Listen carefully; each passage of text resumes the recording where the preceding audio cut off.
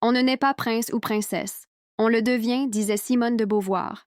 Comment devient-on prince ou princesse au sein de la famille royale britannique? Au sein de la famille royale britannique, les titres royaux ne sont pas donnés automatiquement à tous les membres de la famille royale.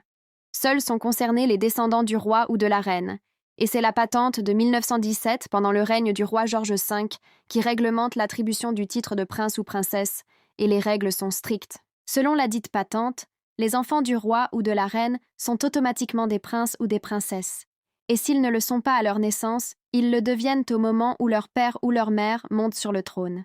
Concernant les petits-enfants du roi ou de la reine, les règles sont encore plus strictes. En effet, le petit-fils ou la petite-fille du souverain a le titre de prince ou de princesse si il ou elle descend du fils du souverain, c'est-à-dire de la lignée masculine. C'est ainsi que la reine Élisabeth, dont le père n'était pas destiné à être roi, avait le titre de son Altesse royale, la princesse Élisabeth, pendant le règne de son grand-père, le roi George V.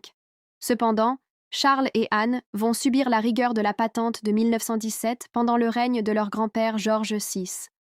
Le roi George VI va donc devoir intervenir pour assouplir les règles. C'est le début de la première exception à la règle. À suivre. C'est le début de la première exception à la règle. En 1948, le roi George VI déroge à la règle de 1917 car Charles et Anne, ne descendant pas de la lignée masculine, ne pouvaient avoir respectivement le titre de prince et de princesse, ainsi que le prédicat d'Altesse royale. Étant donné que l'accession de la princesse Élisabeth devenait de plus en plus claire, et pour éviter que les enfants de la future reine n'aient aucun titre, le roi George VI décide de déroger à la règle en accordant aux enfants de son Altesse royale, princesse Élisabeth, le titre de princesse ou princesse. Charles et Anne deviennent donc, pendant le règne de leur grand-père, George VI, respectivement son Altesse royale, le prince Charles, et son Altesse royale, la princesse Anne. La question ne s'est pas posée pour Andrew et Edward parce que leur mère était reine à leur naissance, donc ils avaient automatiquement le titre de prince et le prédicat d'Altesse royale. Toutefois, pour certains de ses petits-enfants, la reine Élisabeth, comme son père George VI, va à son tour déroger à la règle. C'est la deuxième exception à la patente de 1917. Les enfants de Charles et Andrew obtiennent automatiquement le titre de prince et de princesse, étant issus de la lignée masculine du souverain. Quant à la princesse royale Anne, ses enfants n'ont pas obtenu à leur naissance le titre de prince ou princesse. Selon les experts royaux, ils auraient pu l'obtenir si leur père Mark Phillips, premier époux de la princesse Anne, avait accepté d'être comte, mais il refusa la proposition de la reine Élisabeth, en accord avec la princesse Anne, pour ne pas que leurs enfants obtiennent le titre de prince. La princesse Anne dira en 2020 lors d'une interview à Vanity Fair que la plupart des gens diraient qu'il y a des inconvénients à avoir des titres royaux, donc c'était la bonne chose à faire pour ses enfants. La deuxième exception à la règle a donc été pour les enfants du prince Edward, qui, malgré qu'il soit le fils du souverain, a demandé à sa mère, la reine Élisabeth II, de ne pas accorder le titre de prince ou princesse et le prédicat d'Altesse royale à ses enfants Louise et James. Il a décidé de laisser le soin à ses enfants de demander le titre à leur majorité. Louise, qui a aujourd'hui 21 ans, a refusé le titre de prince à sa majorité. Elle est donc connue sous le nom de Lady Louise Mountbatten Windsor. Son frère James Mountbatten Windsor, s'il refuse à sa majorité en décembre 2025, le titre de prince sera connu sous le nom de comte de Wessex, puisqu'il a hérité du comté de son père, lorsque ce dernier est devenu duc d'Édimbourg à la mort de la reine Élisabeth II. Pourquoi cette décision du prince Edward et son épouse Sophie? Parce que le titre de prince octroie des avantages certes, mais il comporte de nombreux inconvénients, comme par exemple l'immixtion de la presse people dans la vie privée du prince ou de la princesse.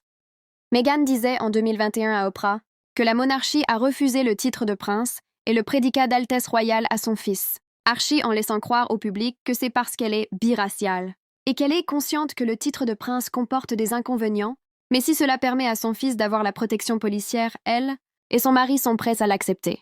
Elle a aussi avancé que le palais a fait des exceptions pour certaines personnes, mais refuse de le faire pour leur fils Archie.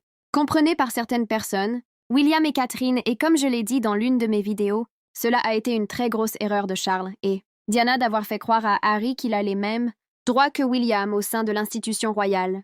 Est-ce une méconnaissance des règles royales par Harry et Meghan, ou une manipulation pour s'attirer la sympathie du public? Je vous explique ce que dit la patente de 1917 concernant les arrière-petits-enfants du souverain. Les arrière-petits-enfants de la reine. Élisabeth II selon la patente. Non pas le titre de prince ou de princesse. Toutefois, le fils du futur, roi a le titre de prince et le prédicat d'altesse. Cela signifie que du vivant de la reine, Élisabeth II Seul George devait être appelé Son Altesse Royale, le prince George. À suivre. Selon la patente de 1917, le prince George, arrière-petit-fils de la reine Élisabeth II et fils du futur roi, était le seul qui devait avoir droit au titre de prince du vivant de la reine. Mais, en 2013, pendant la première grossesse de Catherine, le prince William a demandé à sa grand-mère d'abandonner la primauté masculine pour le trône britannique et d'appliquer le droit d'aînesse comme seule condition pour accéder au trône. La reine Élisabeth soumet le projet au Parlement qui modifie l'ordre de succession au trône en 2013. La reine va plus loin en donnant à tous les futurs enfants du prince William le titre de prince ou princesse. C'est la troisième exception qui a permis aux enfants de William d'avoir le titre de prince ou de princesse pendant le règne de la reine Élisabeth II. En dehors du prince William, les autres arrière-petits-enfants n'avaient pas le titre de prince. À la naissance de Archie, Harry et Meghan ont voulu que leur enfant soit prince pendant le règne de la reine Élisabeth. Ils se sont heurtés à la rigueur de la patente de 1917, car Harry n'étant pas le futur roi, il est impossible de permettre à son fils d'être prince, il fallait qu'il attende que Charles monte sur le trône. Ce n'est donc pas parce que Meghan est biraciale que son fils n'était pas prince du vivant de la reine, mais c'est la patente de 1917 qui l'exigeait. Harry et Meghan ont pensé par méconnaissance des règles royales que le titre de prince ou princesse donnait automatiquement droit à la protection policière. Le titre de prince ou les titres royaux ne donnent pas droit à une protection policière, et pour en bénéficier, il faut servir la nation.